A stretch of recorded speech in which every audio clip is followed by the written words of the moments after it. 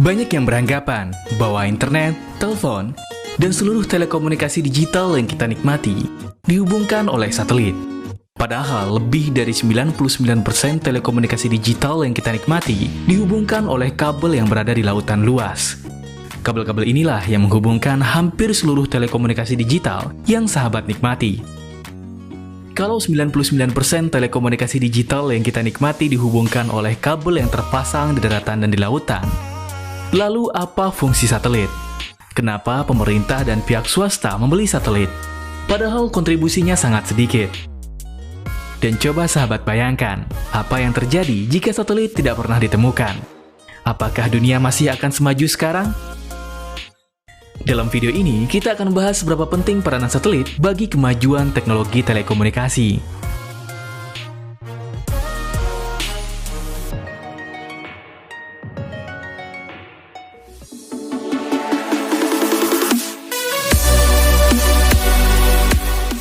Dan kali ini, kita akan bahas topik mengenai satelit dan jaringan telekomunikasi global.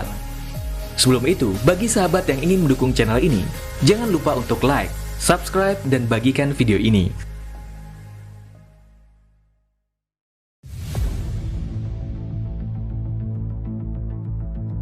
Satelit pertama kali diluncurkan pada 4 Oktober 1957 oleh Uni Soviet pada masa Perang Dingin. Satelit ini bernama Sputnik, mengorbit di ketinggian 577 km. Teknologi awal satelit tidaklah terlalu canggih, belum bisa untuk menerima dan memancarkan sinyal. Jadi hanya satu arah. Sputnik memancarkan gelombang yang bunyinya seperti ini.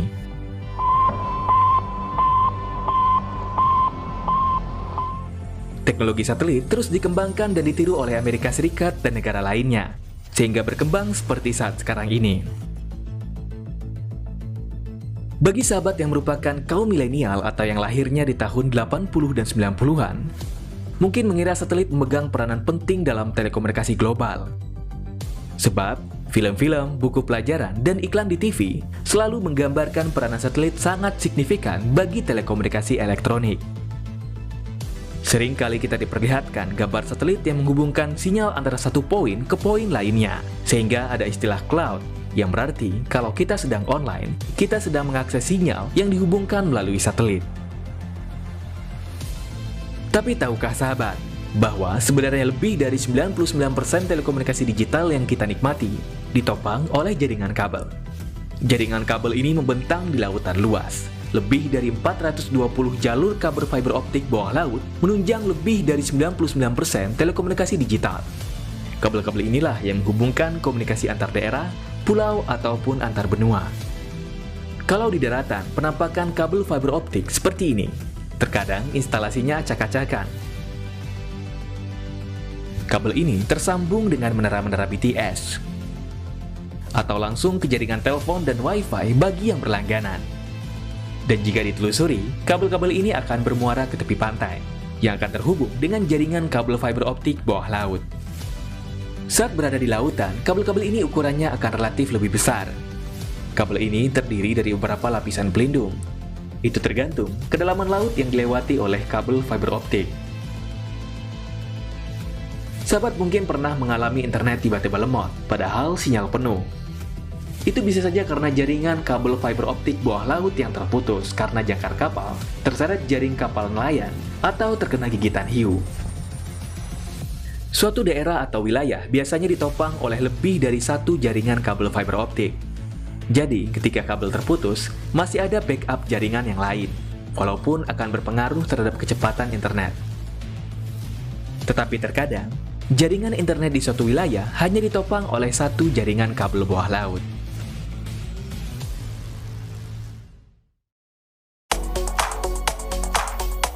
(30 Maret 2016) 10 negara Afrika tiba-tiba tidak bisa terhubung dengan internet. Setelah diselidiki, ternyata salah satu dari kabel fiber optik bawah laut yang menghubungkan internet di wilayah tersebut terputus karena terseret jangkar kapal nelayan. Kabel ini bernama ACE, menghubungkan internet antara Eropa dan 10 negara Afrika di tepian barat. 10 negara Afrika ini tidak bisa terhubung dengan dunia luar selama lebih dari 2 hari. Proses perbaikan kabel fiber optik tidaklah mudah, karena sulit untuk mencari titik putusnya kabel. Dan yang kedua, posisi kabel yang berada di bawah lautan dibutuhkan peralatan khusus untuk memperbaikinya. Lalu, sejak kapan sebenarnya manusia menggunakan kabel yang berada di bawah lautan untuk telekomunikasi? Untuk itu, kita harus kembali kepada tahun 1842. Samuel Morse, penemu kode Morse dan pemilik perusahaan telegram, memutuskan untuk menguji coba instalasi kabel bawah laut di dekat kota New York. Kabel bawah laut ini dirancang agar bisa mengirim dan menerima pesan menggunakan mesin telegram. Telegram sendiri adalah sebuah alat komunikasi yang dikembangkan pada tahun 1800-an. Pada saat itu, ilmuwan mencoba mengirim pesan dari rumah ke rumah melalui kabel menggunakan kode Morse. Lalu berkembang dari kota ke kota, dan sampailah ke tingkat yang lebih tinggi, yaitu menghubungkan antar negara dan benua. Setelah berhasil dengan uji cobanya, pada tahun 1858, kabel bawah laut pertama yang menghubungkan antar benua dipasang. Kabel ini bernama Transatlantic, menghubungkan antara Amerika Serikat dan Inggris.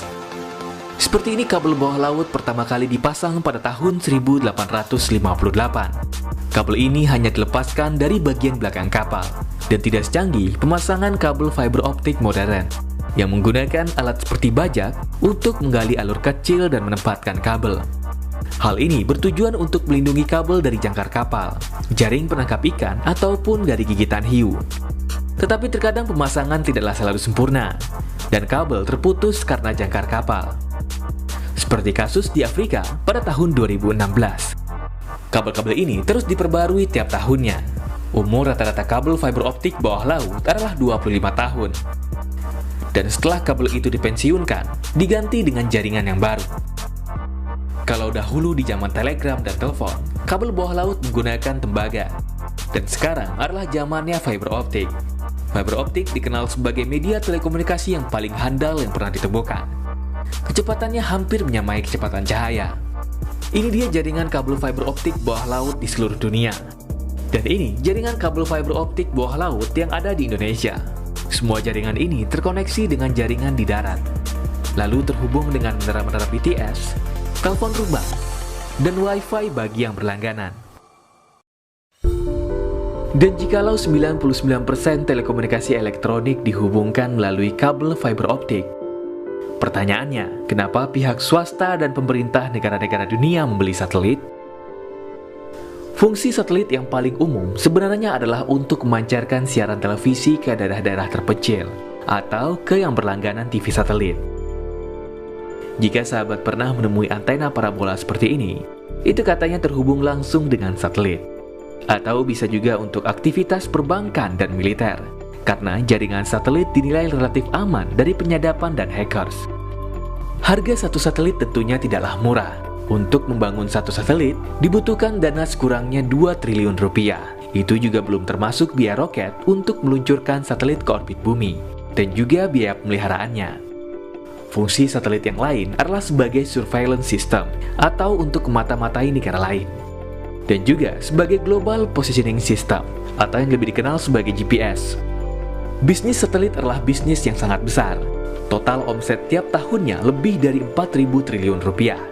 Angka yang sangat mahal jika dibandingkan dengan fungsinya yang hanya melayani kurang dari 1% telekomunikasi digital di seluruh dunia.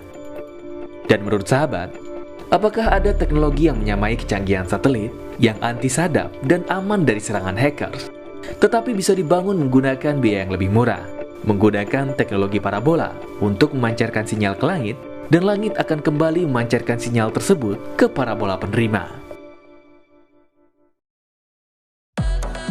Alaska, 1955. Angkatan Udara dan Angkatan Darat Amerika Serikat membangun lebih dari 80 antena parabola raksasa. Proyek ini disebut dengan White Alice Communication System. Proyek ini berguna untuk menghubungkan kota-kota kecil di Alaska yang katanya sangat sulit dipasang jaringan telepon. Parabola besar ini bekerja dengan cara memancarkan sinyal ke langit, dan secara mengejutkan, sinyal tersebut dapat dipantulkan oleh langit ke parabola penerima tanpa bantuan satelit. Teknologi ini sangat mirip dengan satelit, bisa mengirim sinyal dari satu poin ke poin lainnya menggunakan parabola.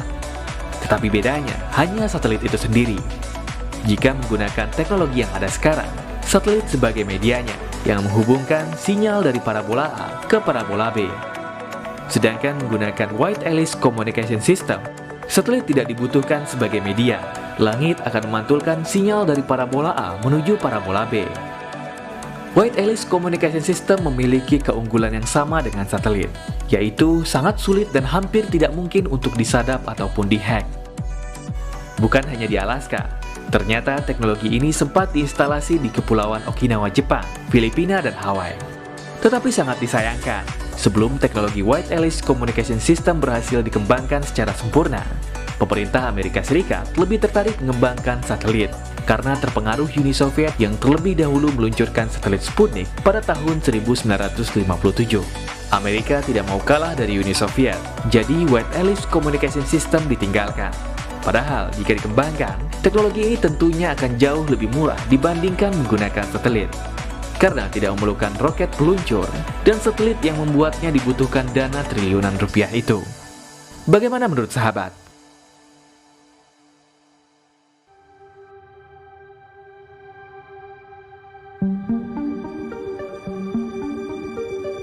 Pada tahun 1957, Departemen Pertahanan Amerika Serikat mulai mengembangkan Omega Navigation System. Sistem ini menggunakan mode triangulasi sinyal radio frekuensi yang sangat rendah untuk menentukan posisi secara global. Sistem ini ditunjang oleh 8 menara utama di seluruh dunia. Cara kerjanya sederhana, 8 menara ini memiliki sinyal yang berbeda-beda. Receiver atau perangkat penerima akan mengkalkulasi jarak berdasarkan panjang gelombang dari masing-masing tower, sehingga bisa menentukan posisi secara global dengan akurasi yang sangat tinggi. Sama dengan GPS, tapi bedanya hanya di satelitnya. Omega Navigation System menggunakan sinyal ILF atau sinyal frekuensi yang sangat rendah dari 8 tower utama. Dan kalau GPS mengandalkan triangulasi sinyal dari satelit, lalu perangkat penerima atau ponsel sahabat semua akan menentukan posisi dari beda panjang gelombang sinyal yang diterima dari beberapa satelit. Sekali lagi Akbar terkadang bingung, kenapa harus memakai satelit yang mahal pembuatannya dan pemeliharaannya. Padahal untuk membuat sistem navigasi secara global, pakai tower saja sudah bisa, seperti Omega Navigation System.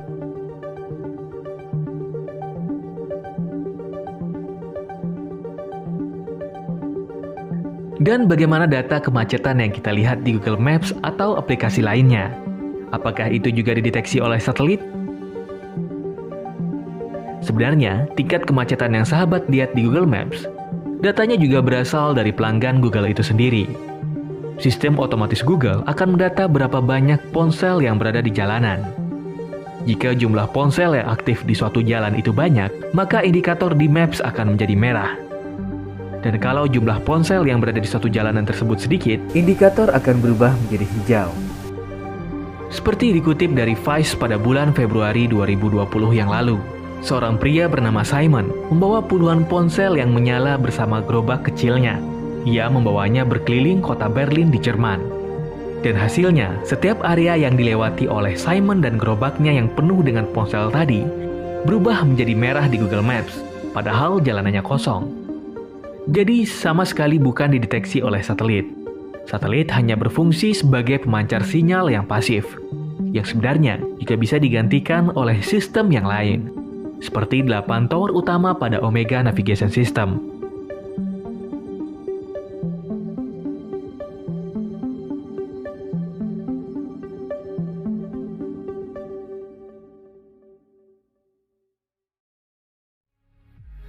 Jadi bagaimana menurut sahabat?